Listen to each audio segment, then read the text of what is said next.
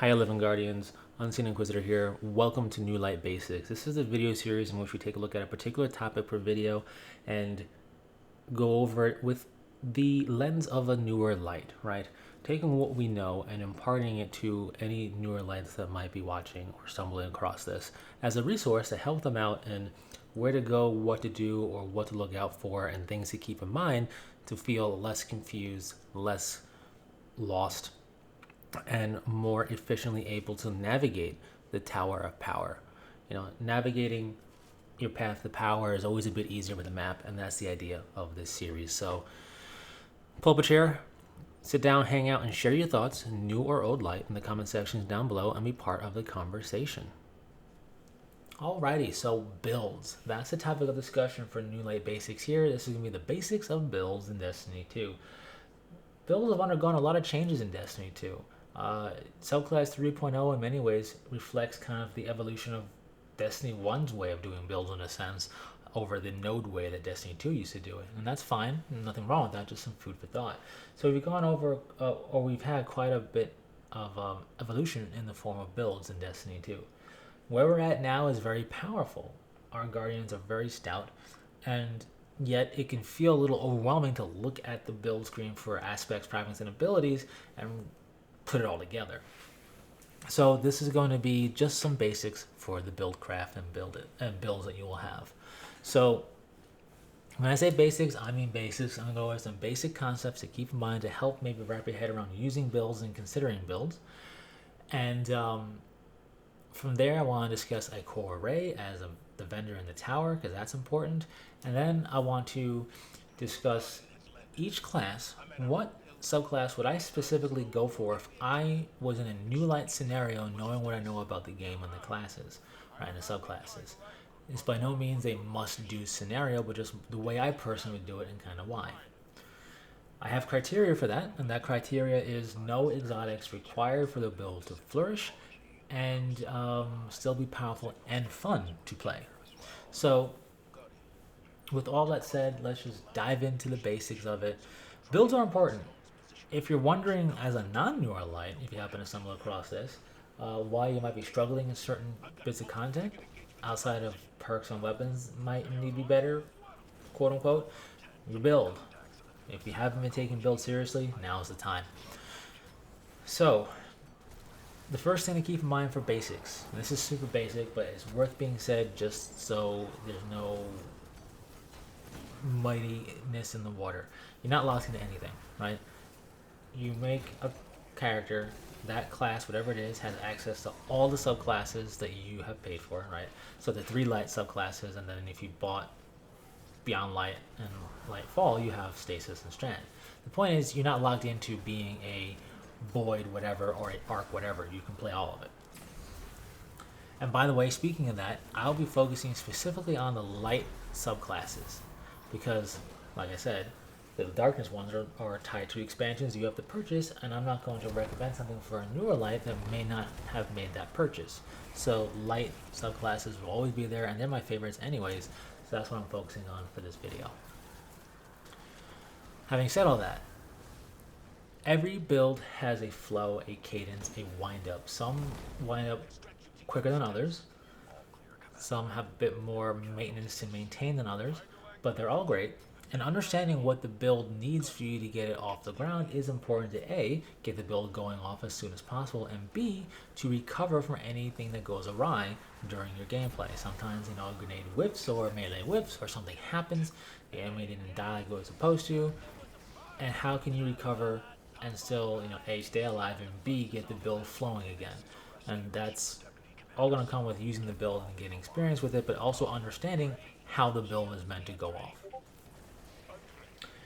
So, aspects, fragments, abilities, these are all what makes a build. But armor mods are the rocket fuel to send it into the stars in terms of power. And as a newer light, you're going to be getting a lot of gear replacements, because from 1600 power up to around 1750 or so, 1760-ish, you are going to be getting good boost to your power level in terms of gear drops. Every drop for a decent amount of time is going to feel like an improvement. And this is great, but also can lead you to being very poor on the resources side very quickly if you feel you must always replace the armor you're wearing because it's a couple power higher. Look, I'm not going to get into the specifics because I don't really understand it right myself of how the game calculates what to drop for you power-wise, but I know it doesn't require you wearing it. It just has to be in your inventory, I believe. And I say this because economically, upping the energy on your armor, which is what you need to equip mods, is a massive resource sink. It's expensive once you get into the top, the second half of the, from 1 to 5 isn't too bad, but really the second half of it, 6 to 10, can become progressively more and more expensive. And newer lights aren't going to have the ability to just masterwork armor on a whim. So instead, I recommend having your armor be 5 or 6 energy. This will allow you to equip the mods that matter, more than likely, without having any stat mods, and that's okay in the beginning.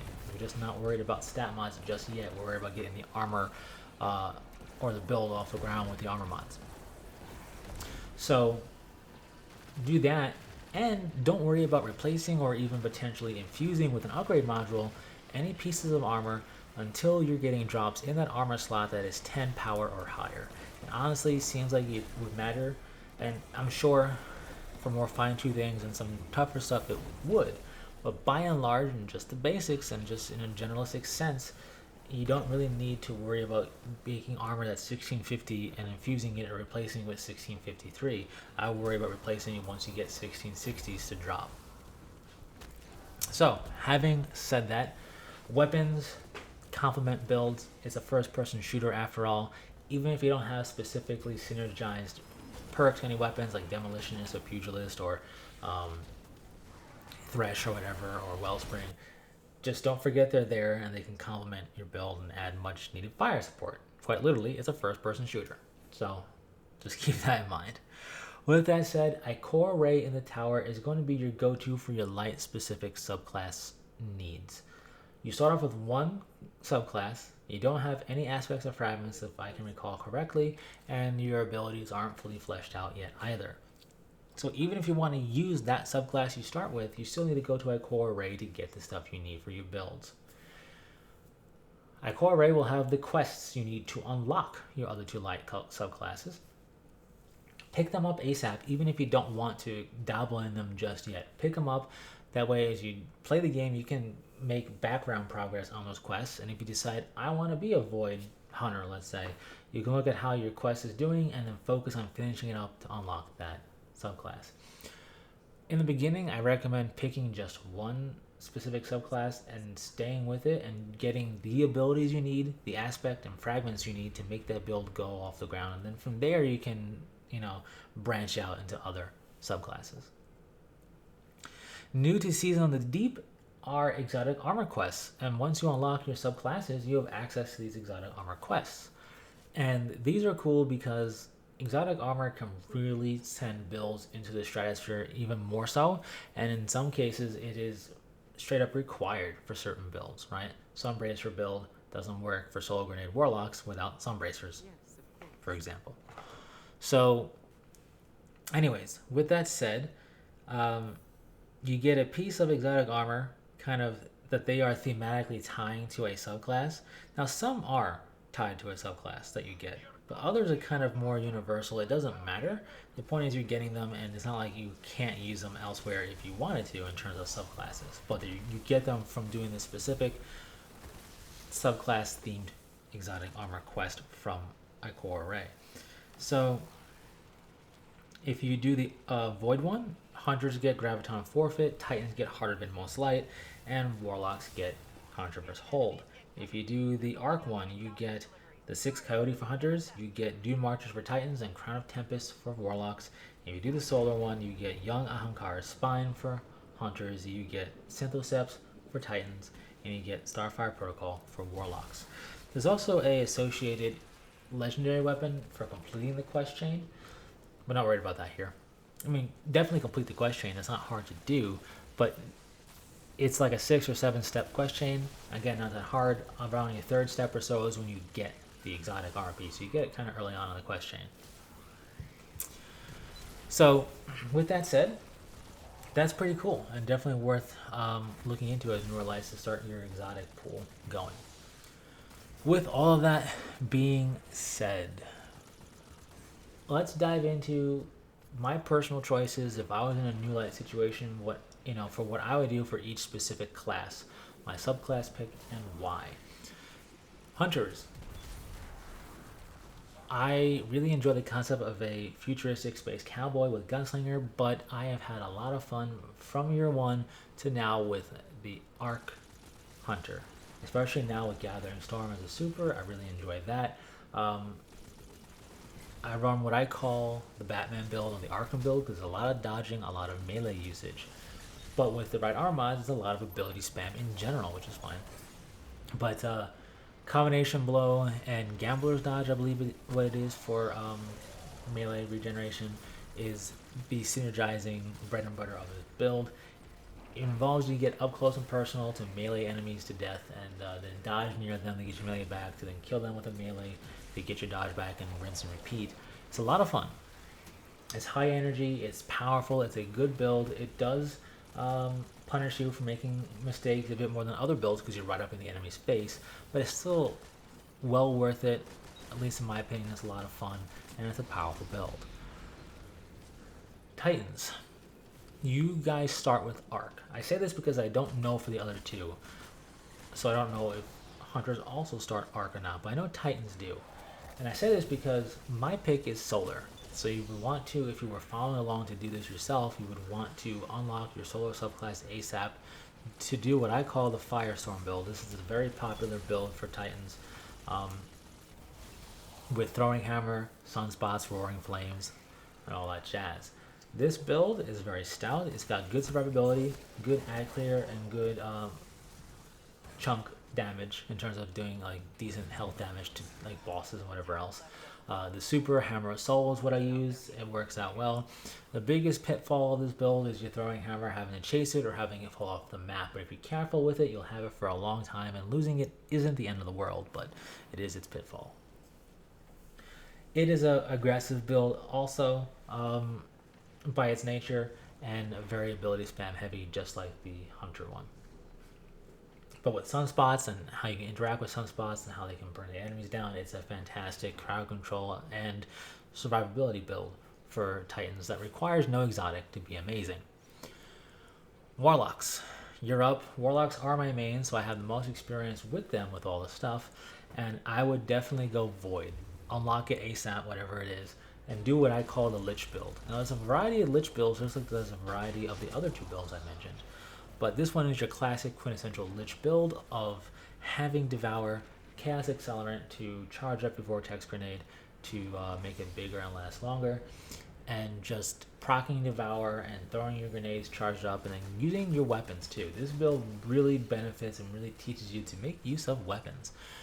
And you feel like a Lich. You feel like a futuristic space Lich because you are devouring literally the essence of your foes to empower you in terms of charge your abilities so you can use them, often specifically grenades, and it's also keeping you alive because what Devour does is every time you proc it from the first time to as you sustain it, the timer goes up and you get a full heal.